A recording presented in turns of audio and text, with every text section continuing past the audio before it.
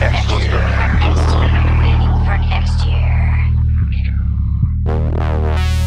the waitingfornextyear.com podcast.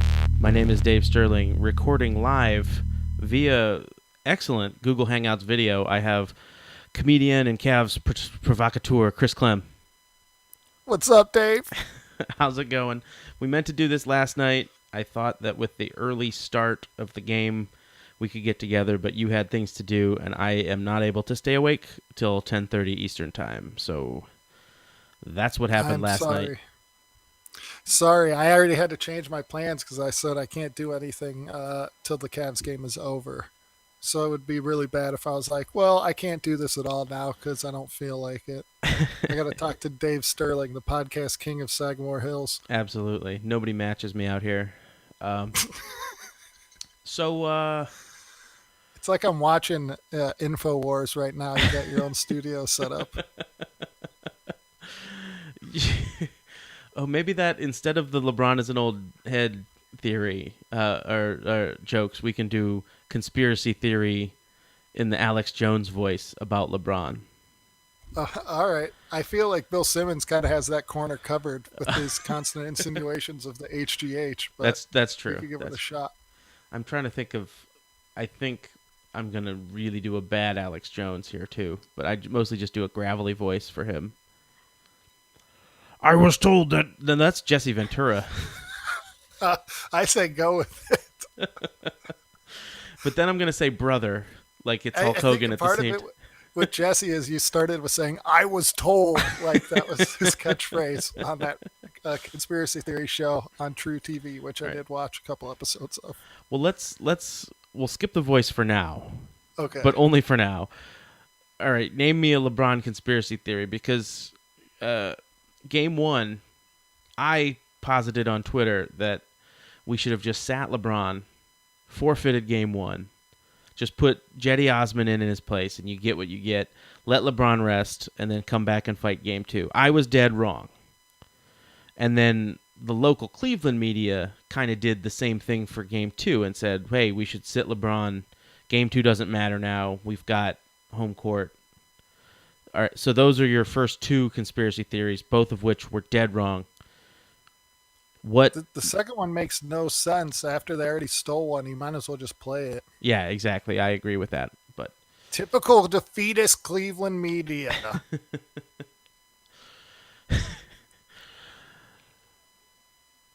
Tony Grossi now works in the basketball operations center at the Cleveland.com. And he's now trying to be negative about the Cavaliers as well. I was told. That's kind of a mix. That's just a random gravelly voice. That does sound like a guy who believes in conspiracy theories, though. Yeah. So what was the secret? Was it really just LeBron having the Cavs' ability to just eviscerate the Raptors just in his hands, or what is it? I think it's that LeBron James is taking Survival Shield X2 and getting his iodine. LeBron James is such an old head that he was alive when they faked the moon landing. LeBron James is such an old head. He was part of the original Illuminati. This is now a podcast to an audience of 0. We're doing inside jokes on our inside jokes. It's only, 3 minutes in? It's 3 minutes in. All right, we got time to save this. Okay, Game 2. First half, what were your thoughts on the first half when, it was a back-and-forth matchup, nothing crazy going on. LeBron was almost kind of somewhat relaxed and out of it.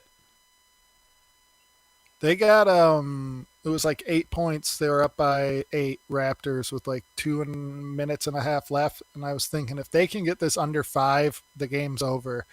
And then they got it to within 2 by halftime. Yeah. And it still went better than I expected because then they just started toasting them on offense. But I knew if they kept it close, the Raptors would end up faltering somehow. But I didn't expect it to be so bad that LeBron was basically looked like he was playing against middle schoolers by the time the fourth quarter rolled around. Yeah, LeBron just decided he wanted to get in some mid-range practice, and he decided he needed to put up some shots. Um, I also, based on the fact that the Raptors bench is obviously so much better than our bench. How sure, how is especially it? since the Cavs lost Damon Shumpert. Right, absolutely. He was kind of the heart and soul of that backup lineup. But um, did you realize that in the Indiana series, Thaddeus Young looked kind of like a generic Iman Shumpert? Yeah, like if you took him in like NBA 2K and then removed all the hair and Yeah. facial hair and tattoo customizations. It's like you decided you want to save the VC and not spend all the money on the tattoos. It's like, you know what, I'm just going You to didn't build want to. You don't want to spend the points on the rap album. Right. I'm going to put that towards defense instead of the rap album. Court awareness instead. Anyway, so the Cavs and their bench, we're never going to live up to the Raptors bench because obviously they're the best bench that's ever been assembled. But our True. bench, we consider it in Cleveland a victory when they don't succumb to a major run. So we even gained some ground with LeBron resting this time. Yeah. I just am trying to think of what could go worse for Toronto. I don't know. Jordan Clarkson could have a positive plus minus. I think that's the only thing I could really think of. Yeah. I said this on Twitter, and since none of you guys follow me on Twitter, you wouldn't have seen this. But just imagine for a minute that you're Dwayne Casey, and you've got LeBron to deal with. You've got, all of a sudden Kevin Love to deal with. And it just seems so silly that you've got the best player in the history of the game toying with you. Hot take. And and just drop it in. I stated as fact. And then you're like, all right, well, I've got a couple of moves. I got this very versatile deep bench I can do, but I got to do something to counter this, to stem this tide. And the thing you've got is Fred VanVleet. Like, that's your punch. And then you realize how ridiculous it is to build your championship hopes on having the best bench. It makes no sense because it's like all these people on NBA Twitter or whatever they call it are freaking out because they're like, but the Raptors were a better team and they have better metrics in the regular season. But it's almost like when the playoffs come, I know it's hyped up by old heads, as Yes. we like to call them in the studio shows, saying about how the game's different. But it is because LeBron might not play 40 minutes a game in the regular season, but when he's got multiple days off in between, or at least one day off, he's going to play 40 minutes a game. Right. And it doesn't matter how good your 10th man is at that point. Because, no one ever sees him unless it's already a foregone conclusion. Exactly. Which is also when Jordan Clarkson decided to start hitting shots. Yeah, and still somehow ended up -5 in a game that they won by 18, but whatever. And he had 6 garbage time points. Yeah. That 10th man really showed out there. I don't know. I'm really getting into, when you were in high school, they called it senioritis. Mm-hmm. I've got senioritis with this series. I've got series-itis that I'm already ready to move on. Is it silly to do that? I kind of feel the same way because I almost think they should have like a mercy rule and just not play the next 2 games. Because even if somehow the Raptors shock and win, when they get back to Canada, all that pressure is going to build up on them and they're going to lose game 5 and then they'll lose game 6. Right. And it'll be like 2 years ago all over again. Yeah, and could the Cavs clinch a series at home for once? Oh, that would be fun. I think that was LeBron. LeBron James decided to become a lower seed so that he might clinch sweep series at home.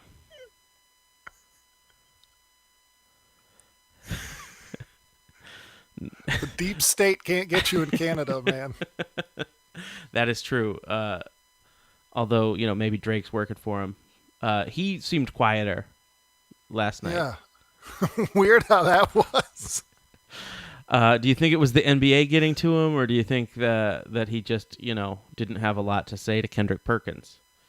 I think it's probably the latter. Like, what is he going to say? Yeah, we get you.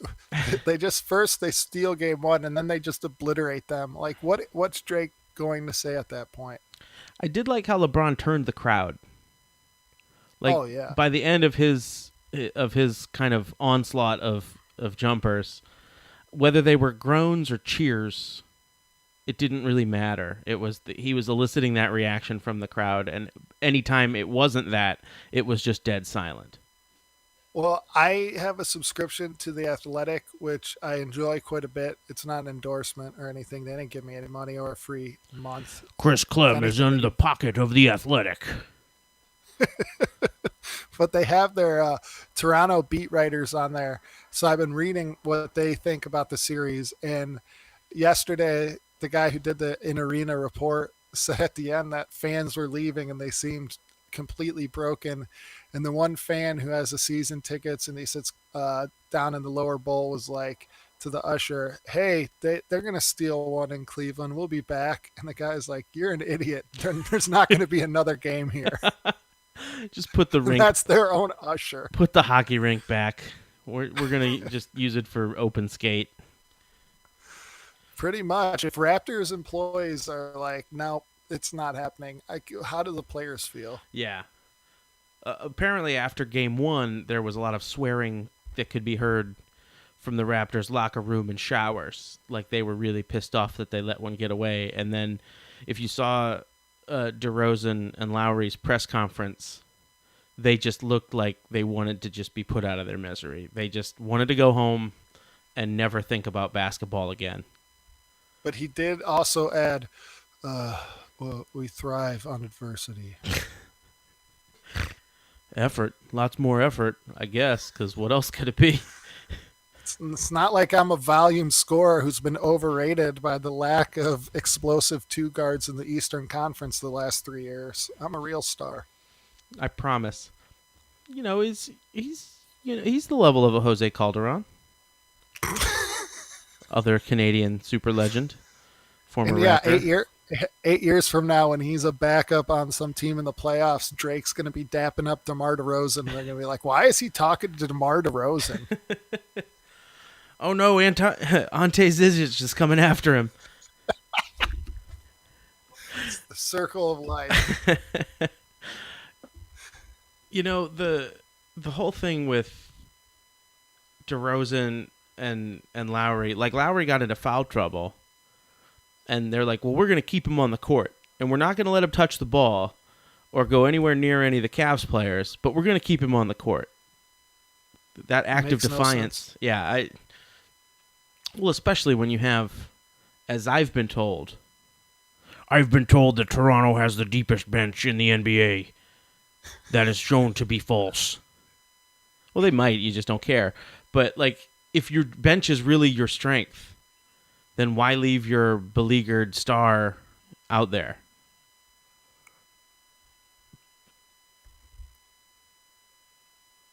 That's fourth dimensional thinking, Dave. That is. Here's another question that it just came to me. Did Ty Lue outcoach Dwayne Casey?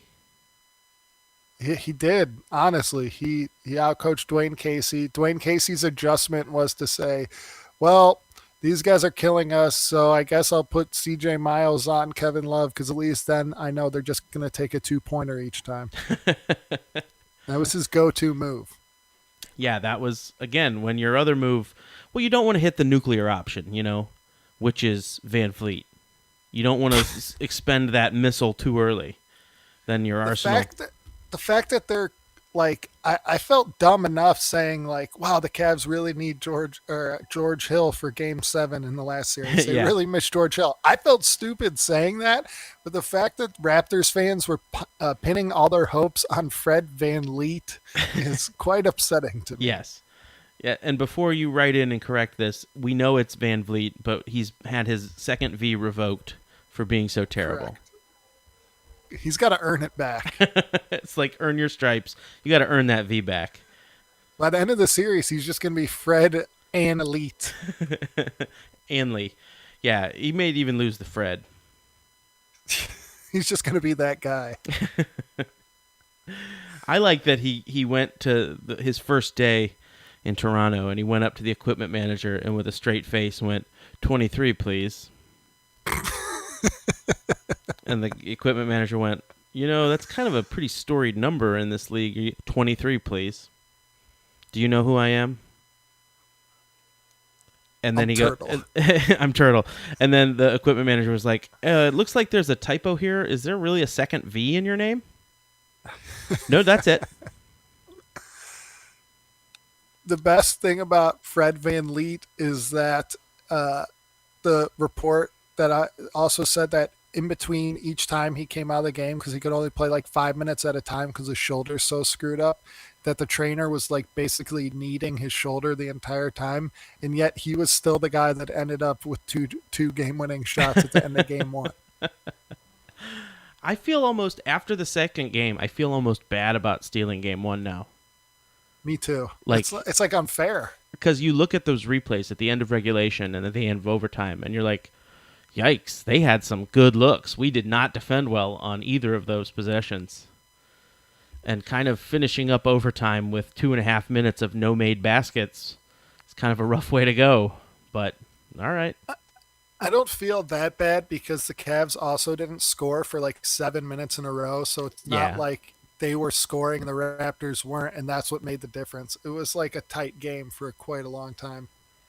And also in game two, everybody today was acting like LeBron beat the Raptors just because he made these ridiculous shots, and I was like, he didn't even start doing that basically till it got up to a double-digit lead. So it was actual running the offense that got the lead built. Yeah, it's nothing that's not replicable in game 3 or 4. I just feel like some people are so hung up on the Raptors have to be better than this that they completely ignore the fact that the Pacers were a much better matchup for the Cavaliers against the Cavaliers than the Raptors are.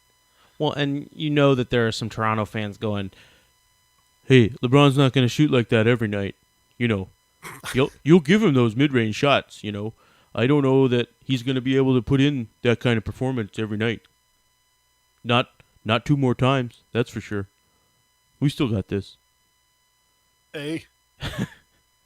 You want to know something about the Toronto Raptors? Because I went to a game there, the Cavs against the Raptors, before LeBron came back. And everybody there was cool and they were nice to me. But before the game, they had this big ceremony for Alvin Robertson. If you guys remember him, he was like a mid-level NBA player in the mid-90s to maybe not Robertson, not the guy from Barberton who killed a woman. Maybe it was. I have sources that it was the same person. Okay, Alvin Robertson is the guy from Barberton who's in jail right now. So forget that. Could it be Aaron McKee? Anyways, it's some guy who I barely remembered even being in the league, but he was a Toronto Raptors legend because he's the only player to stay in Canada after he retired. He's the only one who didn't need to get his passport to come to the ceremony. The guy's like, no, he's like our local legend because he stayed in Toronto after he retired. You know what's not bad here? Pretty much, man. Yeah, it's like, I get it. Campy Russell is probably more celebrated in Cleveland than he is other places because he stayed there. But at least like some of their other legends were actually all-stars and stuff. This was like the 7th man on the Vince Carter team. By the way, Vince Carter's still in the league. That is amazing. That's pretty amazing. What do you think? Do you think... I've got my own theory about how Game 3 is going to go. And I'm going to kind of posit it now that I think that Toronto's going to come out aggressive in the first quarter because they know if it's 3-0 that it's over. And I already called it Cavs in 1, but do you think the Cavs can weather that storm of the early aggressiveness of the Raptors? Oh, yeah. Well, it's going to be like 2 years ago when the Celtics played the Cavs in the first round. I guess it was 3 years ago now. And they had already it was the last game of the series, and they were getting swept. And in Game 4, they were super physical. It's a game where Kevin Love's arm got pulled Oh, out of his yeah, I socket. remember that. Last year, the Pistons, or no, it was 2 years ago now. The Pistons, the first round, Game 3 and 4, they got super physical when it was going to the sweep. And I'm safe to say you are correct, and it's going to get super physical. So that's where we got to get Zizic out there. We got to get Perkins out there and get physical back in return and put Van Leet on his Van Ass. Not really. But I was wondering, and I don't know that they ever really did. Kevin Love kind of played around it. But he is not someone who the officials, I don't know if they don't care for him or maybe he's just difficult to officiate. But he seems to get beat up a lot.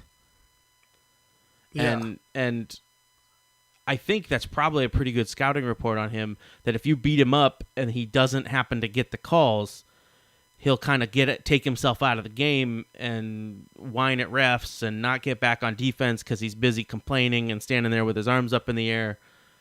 How do you think he beat that in Game 2? Because it was happening. That's a good question, because that's at first he was missing easy shots and he was getting pushed around, and he was totally doing that. And I don't know why they just kept going to him. And eventually a couple shots started dropping, and it seemed like it completely changed his outlook on the game, because there was no clips last night you could take of him pouting as he walked down the court, Right, missing his assignment because he's mad at the ref. right. But yeah, I mean, like in Game 1 when he got wrapped up, and was that Lowry or DeRozan that he elbowed? It was DeRozan. And he deserved it because he came and wrapped him up. Like, I don't know how that was allowed. And that, Well, the NBA said that they incorrectly didn't call a foul, but then they also said they upgraded it to a flagrant one. so he can be thrown out for something that should have never occurred later. Correct, Right? but the way they ruled it is that he should, like, that play shouldn't have happened because the ref should have called a foul way before it came to the point where he elbowed him. Yes, I agree with that. So I don't know, but that happens and he gets thrown out of his game, because you could see it the next play down. He'll be standing there and somebody will switch and he'll just stand there and his guy will get a layup and LeBron will chirp at him and he'll be like, "Oh, the ref didn't call a foul for me down there." And then LeBron will go, "Listen, I'm allowed to chirp at the refs. You're not allowed to chirp at the refs. I'll talk to them. You leave it to me." Maybe that's what changed. I'm trying to think Before of... you go to another point, I just want to say it's Alvin Williams, who is the Raptors legend at the game I went to in 2013. Oh, why didn't you say so? Yeah, he's a total legend in the league and Toronto. Not just Toronto. He's not a Michael Stanley-like figure at all. And he's actually left Toronto now because he works for the Boston Celtics as an assistant coach. Well, you got to take that. You got to take that gig. Now, since we have series-itis, did you watch any? Have you watched any Philadelphia Boston? I actually have not. I don't want to lie and be like, "Oh yeah, I caught it." I meant to watch it yesterday, but again, I moved my meeting to then, and the day before I was busy during that. When did the Cavs play? Tuesday. Yeah. Yeah, I had other stuff going on then too. So I watched about 2 minutes of it, and I've determined that I already have senioritis for that series as well. I don't see a problem with either of those two teams. And yes, am I riding high off of a ragtag bunch of Cavs destroying the 1 seed on their home gym? Maybe. Maybe I'm very overconfident and we're just laying down fodder for freezing cold takes, but it's really like just watching both of those teams. Like, I hadn't watched a lot of Philadelphia all year. I watched the game they played against the Cavs in the late season where it says, "Oh, this is the big matchup. Can Philly test themselves against the elite of the East in LeBron James and the Cavaliers?" And they won, and I'm like, all right. And then but you hear so much about Philadelphia and the way they've been playing, and you just assume they're this juggernaut. And then I watched the game against Boston, and I see that they'll probably get there soon, but they are not there yet. No, I watched some of their games in their regular season because I know some people who are big fans of Philadelphia and Joel Embiid, and they're fun to watch. And when they play good, they're clicking, but they're definitely not. They just played against a Heat team that just offensively could not keep pace with them, and it just kind of made them look better than they are, Well, and in there my is a opinion. lot of truth to the notions of the NBA that you need a couple of playoff series before you can seriously be a contender. It's annoying, but it's not like the NFL where you can go from winning 4 games to winning the Super Bowl. It's not how the NBA works. The 7 game series is too big of a test for you. Yeah, and five guys being on the court requires, in a weird way, much more chemistry than having a bunch of guys on the field at the Right. same time. Right. So I'm not ready to crown them yet. I think LeBron's just, especially the way he's playing, especially if if Philadelphia kind of starts to slug it out and they take that series. Because, I mean, Boston winning 2 on their floor is what they're supposed to do. Yeah. And when Philadelphia, first of all, Phila has never been an abbreviation of Philadelphia. It's Philly if you're going to abbreviate it. So I don't know who approved that. But if they can slug it out with Boston, who has just, I'm sorry, I don't care how good of a coach Brad Smith is. Stevens. Yeah, Stevens. I don't care how good of a coach he is.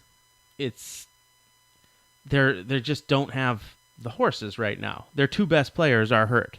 Are they going to be fearful to deal with next year? Yeah, they are. But right now, no, I'm not worried. I'm not either. It's a lot different for Jason Tatum to be guarded by guys his own age than to do, even though he's older and slower. I'd like to see LeBron on him get away with all those little veteran tricks Right. and see how he handles that. Turns out LeBron's seen a couple of those before. Because as we've said, LeBron James is an old head. LeBron James is such an old head. He remembers when the only way he spelled Jason was Jason. That's pretty good.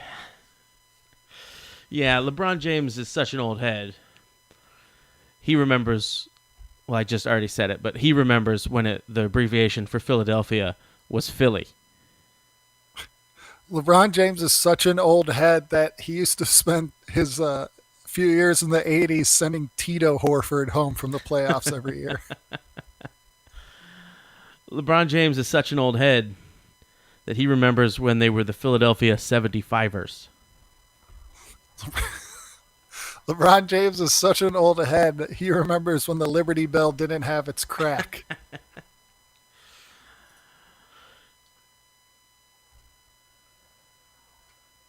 I think that's all I got for now. Okay, We'll have to okay. talk more. I don't know enough about Boston yet. I haven't scouted them because there's nothing to know. There's no one to know other than Brad Stevens. And how good of a coach is that guy? I mean, they talk about him a lot. That's the key. Is that he's got to be talked about. I feel like if Dwayne Casey got more press, he'd be a better coach against the Cavs. Yeah, they talk about him more.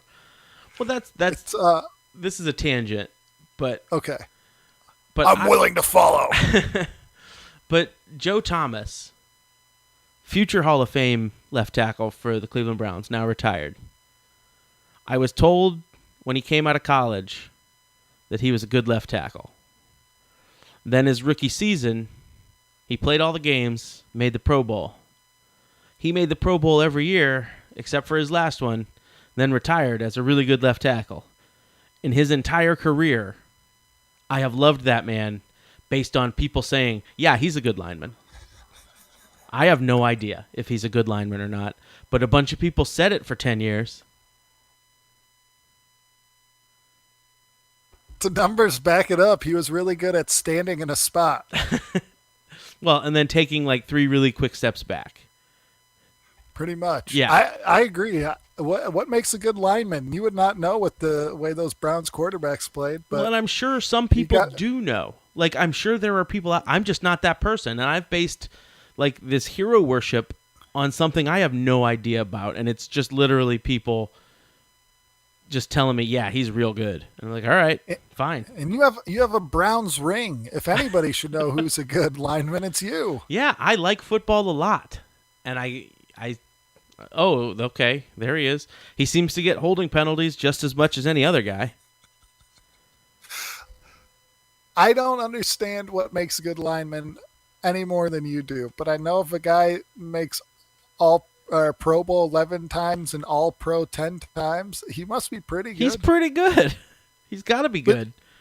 But I get what you're saying because, like, I knew enough about basketball that when Joe Johnson made the All-Star team every year, it used to make me very upset because I'm like, he's not that good. He's just getting a lot of shots on a semi-crappy team. But who am I to say that? Well, He's and like then an eight-time All-Star. Then you got Brad Stevens, and you're like, oh, well, he's this up-and-coming young coach. He's a genius.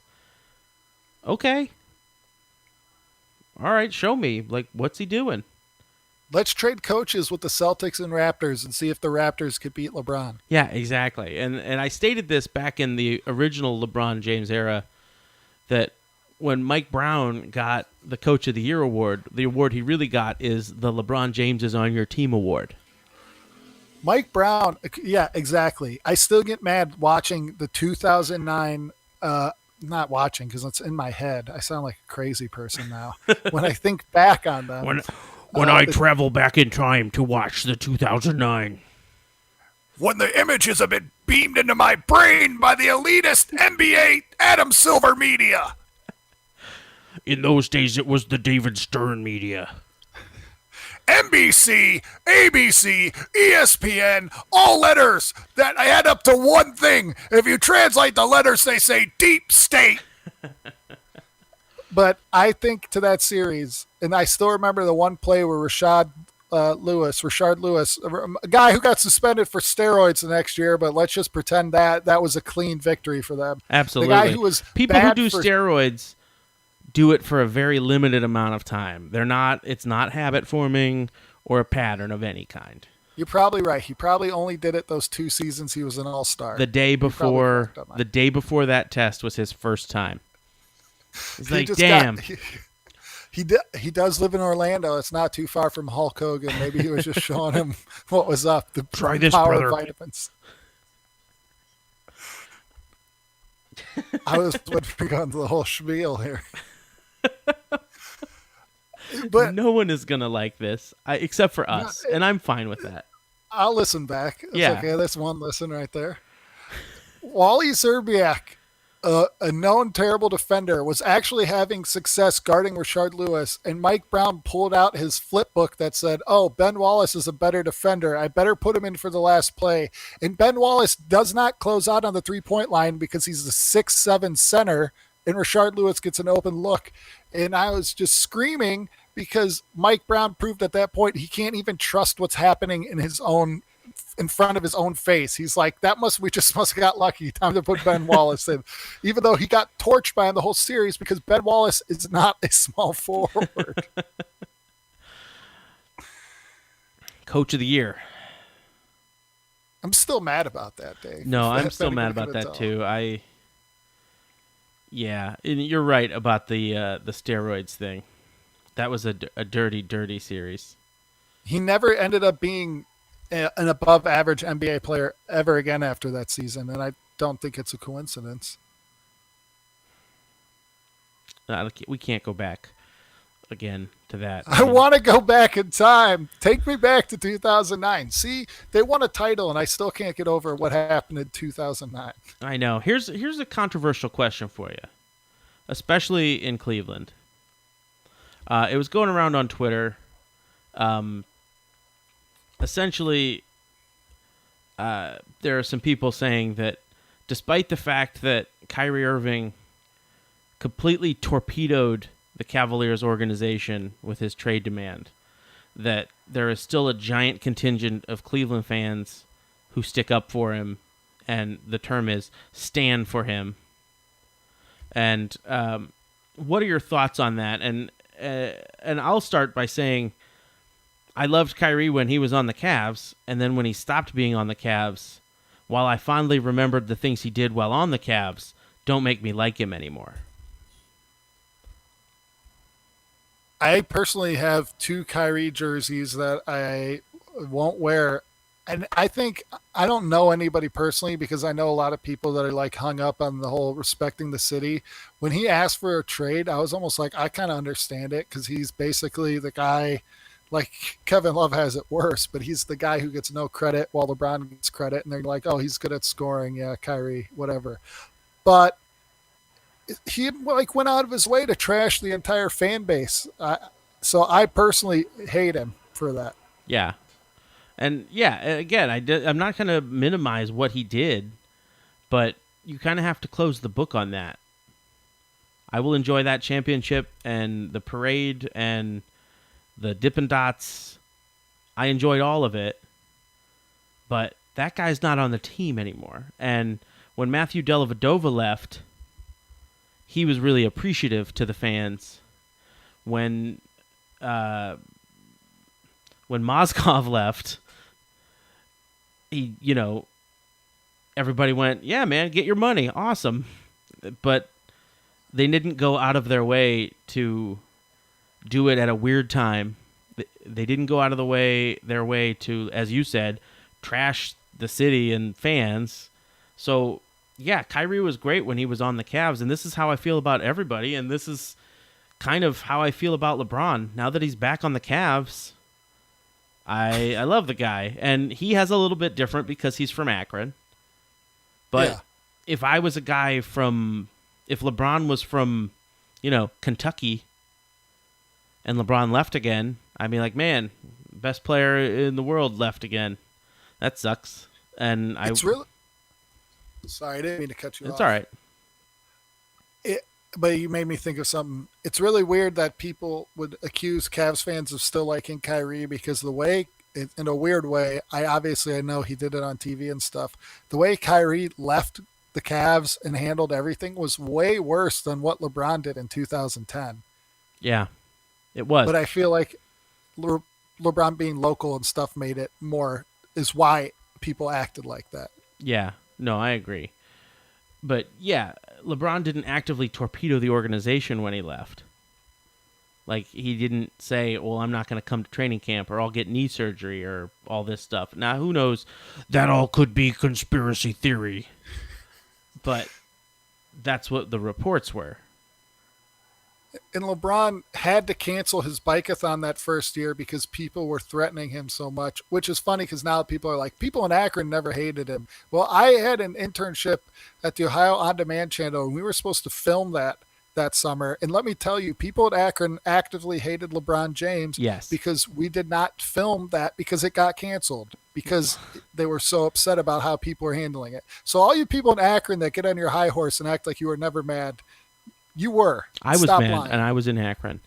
And the other day, I listened to the Bill Simmons podcast. I don't usually listen to Celtics-themed podcasts, but he had Brian Windhorst on, and they were talking about LeBron and stuff like that, and they kept mentioning, oh, well, in 2013, he had this game against this, and he was yelling at Mario Chalmers. And I'm like, I don't know anything about any of that. I didn't follow LeBron at all while he wasn't here. I didn't. Same here. I followed the finals in his first year away so I could actively root for the Dallas Mavericks. And other than that, they're mentioning all these moments and, well, that's the best LeBron's ever played in this series when they went on this winning streak. And I'm like, I don't know. I wasn't paying attention. I didn't care. That guy was gone. I was busy worried about Jamario Moon. Oh, two things. This is really going to alienate everybody. But I was also reading on The Athletic. You know what player in Raptors history from when they were mediocre is still beloved by their fans? Yes. Jamario Moon. The one guy's comment was like, I'll be glad when this is over because at least when Jamario Moon was one of the best players on the team, it was fun and I didn't have to worry about them losing to LeBron every year. There was some comfort in knowing that your season ended when the season ended, and that was it. Yeah, and the thing that really made me stop like caring about LeBron whatsoever, and not even like in a hating him way, was when all those T-shirt companies in Cleveland made those OK Cle shirts with the Oklahoma City Thunder logo, but they added an LE. That was like a bridge too far for me. Yeah, that was too much. You know, I still can't believe anybody would have bought those and worn them. And be like, yeah, go Cavs. Yeah, that's. I just that was the biggest thing is I just stopped caring. It wasn't that I actively hated the guy. It was just like, oh, okay, well, I'm not gonna pay attention to any. I'm gonna worry about what Lester Hudson's doing tonight. I want to know which one of the Graham brothers we have signed on a 10-day contract. This is going to be a spoiler alert. So if you haven't seen Avengers Infinity War, stop listening for the next 5 seconds. But LeBron in Miami was basically dust to me. Okay, you can listen again. All right, I haven't seen the movie, and I don't know what that means, so I don't think it's that big of a spoiler. Okay. So go back. You can listen to that 5 seconds if you skip that 5 seconds. It's fine. Were you planning on seeing it? Yeah, I have no idea anything about it. I'm not really a... It looks like there's a bunch of different movies that they smushed into one movie. Is that what happened?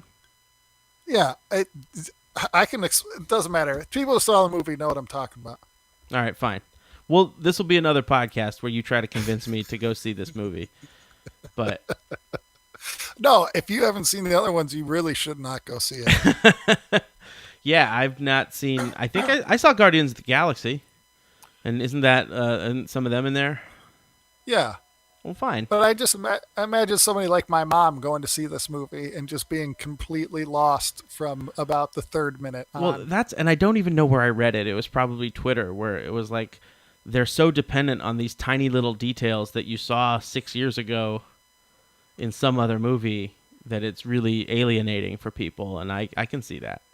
I think you read that in the WFNY While We're Waiting by Craig Lindell today. Oh. Don't tell him. At least he made the same point. Well, don't tell him you read it. Maybe he read He's it not at the listening to this. Yeah, he shut it off at the second barrage of LeBron is an old head jokes. He shut it off when we started talking about regulating your body's iodine. He shut it off when I tried to do my Alex Jones and it came out as a Jesse Ventura, and he kind of regretted giving me the Libsyn password. It was pretty good, Jesse, though. Craig Lindell is working for the Cleveland Sports Underground, trying to undermine the Cleveland Browns draft pick success. Who needs insurance if you don't know something bad's going to happen? Sure, you will save a lot of money by bundling, but he will bundle your fears into a bundle of death. Sorry. He expects you to go see movies at Chagrin Cinemas. He is trying to indoctrinate you by showing you Ghostbusters and Back to the Future for $5. He will encourage you to run in a 5K. Back to the Future is a movie that will get you to sympathize with Libyan terrorists. The final phase of the insidious Lindell plan is to have you assassinated at the Chagrin Falls Blossom Time Festival. Is Chagrin Falls a real city? Where is Chagrin Falls? What are the Chagrin Falls? The only thing you're going to chagrin is the day you met Craig Lindell. Can't top that one. No, it's tough. And this is excellent test to see if Craig listens to these or not. Because if if you're going to respond to anything, it's going to be dueling Jesse Ventura's commenting on very intimate details of your online media presence. Oh, that's really funny. I think you're right. We're the only people that are going to enjoy this. That's fine. That's what the whole Friday fumble was. The whole time was, I'm going to make something that I can listen to in a couple of years and still think is really funny, and maybe somebody else got it. I don't know.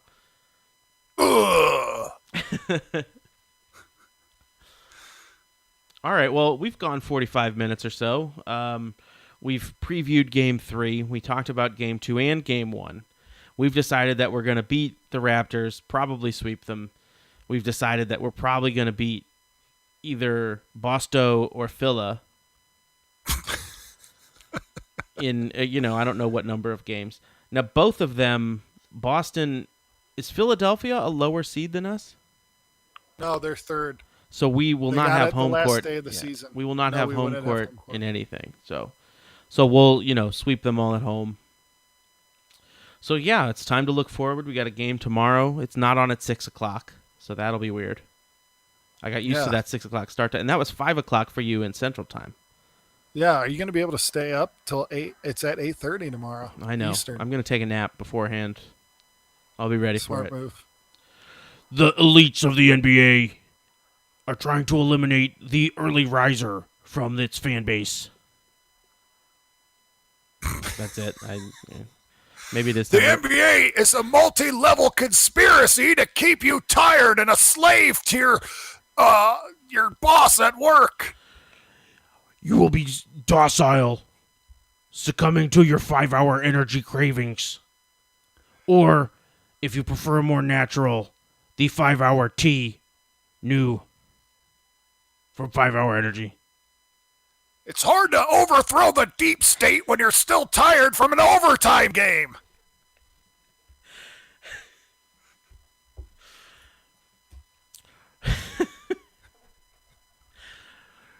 You're so groggy you can't even call your insurance agent, who is also watching the game, who won't help you anyway because he's too busy planning to show Mannequin at the Chagrin Cinemas for $5. Your insurance money is going to play 80s movies. Are you proud?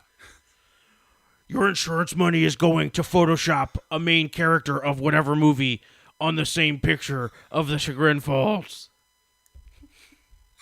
Your insurance money is going to buy a Ghostbusters action figure to take outside and make an Instagram photo.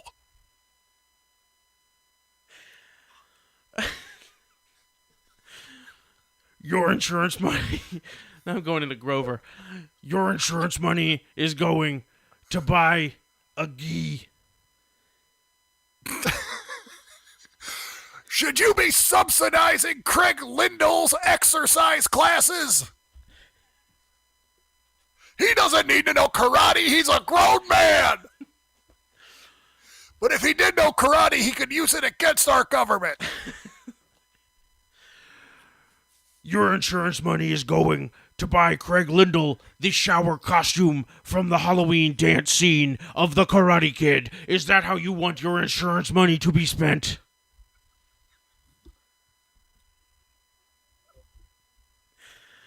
This is just going to go down as one of the weirdest podcasts that's ever been recorded. But I hope you made it this far, listener. And why not sign up for the Patreon and get all sorts of goodies like this coming to you. You should look it up on Instagram. Those posts, both of what we were talking, all those things we were talking about are true. Yeah, despite those being conspiracy theories, those were all true. They came out later. They finally released the files, and all the black lines had been removed. Yeah, unredacted. All right, Chris. Thank you for joining me tonight. I had a genuinely good time. I'm glad we got our Skype eliminated and we were able to record on a proper platform. And, now I got to play this back.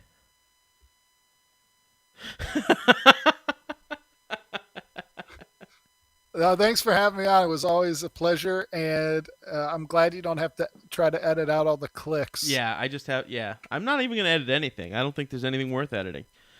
Why not? Keep it all in. Keep it all in. And yeah, and I think we've got, we went 50 minutes tonight. I think after game 3, maybe not that night, but maybe sometime Sunday we'll chat again. How about that? Sounds like a plan. All right, I'll think of the LeBron old head jokes. You think of some more conspiracy theories, and we'll go from there. All right, I'll get my legal pad ready. All right, everybody. Thank you for listening. If you made it this far, what's your Twitter, Chris, so people can follow you? At Chris_Clem. CHRIS_CLEM. So if you made it this far, this is the secret message. Tweet to Chris or me at Demoko. Use hashtag conspiracy, and we will give you a special prize, like an action figure or something. Yeah. Craig will get it for you. But no, if you made it this far, tweet at us. I want to hear it. So, okay, thank you for listening. This has been the waitingfornextyear.com podcast.